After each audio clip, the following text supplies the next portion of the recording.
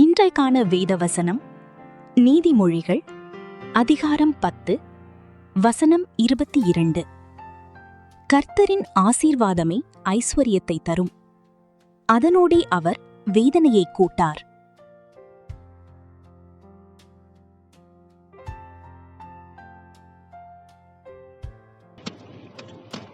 அன்பானவர்களே, அனைவருக்கும் இனிய காலை வணக்கம். இன்றைய தேவ வார்த்தை நமக்கு ஒரு ஆழமான சத்தியத்தை அறிவிக்கிறது. கர்த்தரின் ஆசீர்வாதமே ஐஸ்வர்யத்தை தரும், அதனோடே அவர் வேதனையை கூட்டார். உலகம் தரும் செல்வம் சில நேரங்களில் கவலையையும் பயத்தையும் மன அழுத்தத்தையும் சேர்த்து தரலாம். ஆனால் கர்த்தர் தரும் ஆசீர்வாதம் வித்தியாசமானது. அது சமாதானத்தோடும் திருப்தியோடும் சந்தோஷத்தோடும் வரும். ஈசாக்கை தேவன் ஆசீர்வதித்த போது அவன் விதைத்தது 100 மடங்காய் பலித்தது.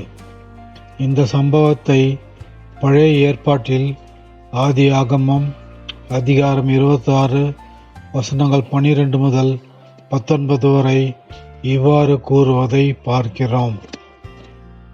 ஈசாக்கு அந்த தேசத்தில் விதை விதைத்தான். கர்த்தர் அவனை ஆசீர்வதித்ததினால் அந்த வருஷத்தில் 100 மடங்கு பலனடைந்தான். அவன் ஐஸ்வர்யவானாகி வரவர விருத்தியடைந்து மகா பெரியவனானான். அவனுக்கு ஆட்டு மந்தையும் மாட்டு மந்தையும் அநேக பணிவிடைக்காரரும் இருந்தபடியினாலே பெலிஸ்தர் அவன் பேரில் பொறாமை கொண்டு அவன் தகப்பனாகிய ஆபிரகாமின் நாட்களில் அவனுடைய வேலைக்காரர் வெட்டின துறவுகளை எல்லாம் தூர்த்து மண்ணினால் நிரப்பி போட்டார்கள். அபிமெலேக்கு ஈசாக்கை நோக்கி, நீ எங்களை விட்டு போய்விடு, எங்களை பார்க்கிலும் மிகவும் பலத்தவனானாய் என்றான். அப்பொழுது ஈசாக்கு அவ்விடம் விட்டு புறப்பட்டு கேராரின் பள்ளத்தாக்கிலே கூடாரம் போட்டு அங்கே குடியிருந்து தன் தகப்பனாகிய ஆபிரகாமின் நாட்களில் வெட்டினவைகளும் ஆபிரகாம் மரித்த பின் பெலிஸ்தர் தூர்த்தி போட்டவைகளுமான துறவுகளை மறுபடியும் தோண்டி தன் தகப்பன் அவைகளுக்கு இட்டிருந்த பேர்களின்படியே அவைகளுக்கு பேரிட்டான். ஈசாக்குடைய வேலைக்காரர் பள்ளத்தாக்கிலே வெட்டி அங்கே சுரக்கும் நீரூற்றை கண்டார்கள்.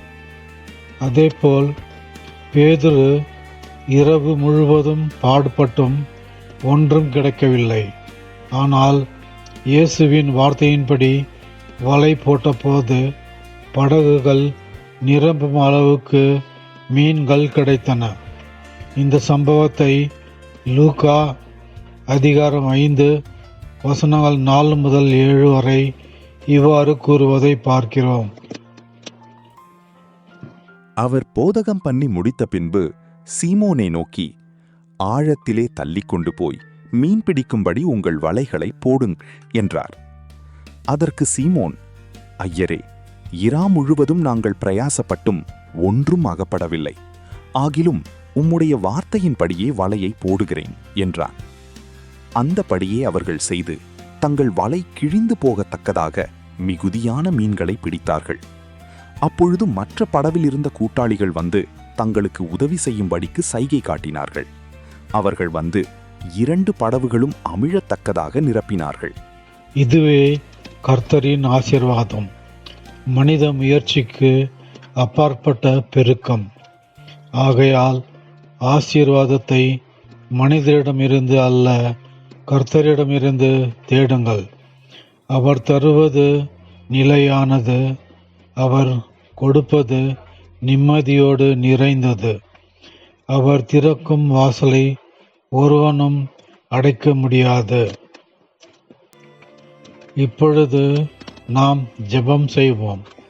அன்பின் பரலோக பிதாவே, வேதனை இல்லா உமது ஆசீர்வாதத்தை எங்கள் வாழ்க்கையில் பொழியும்படி ஜெபிக்கிறோம். எங்கள் வீடு, வேலை, குடும்பம், ஊழியம் அனைத்திலும் உமது சமாதானத்தோடும் பெருக்கத்தோடும் ஆசீர்வதியுங்கள். உம்மை நம்பி வாழ கிருபை தாரும். இயேசுவின் நாமத்தில் ஜெபிக்கிறோம். ஆமேன். உங்களுக்கு கிருபையும் சமாதானமும் உண்டாவதாக.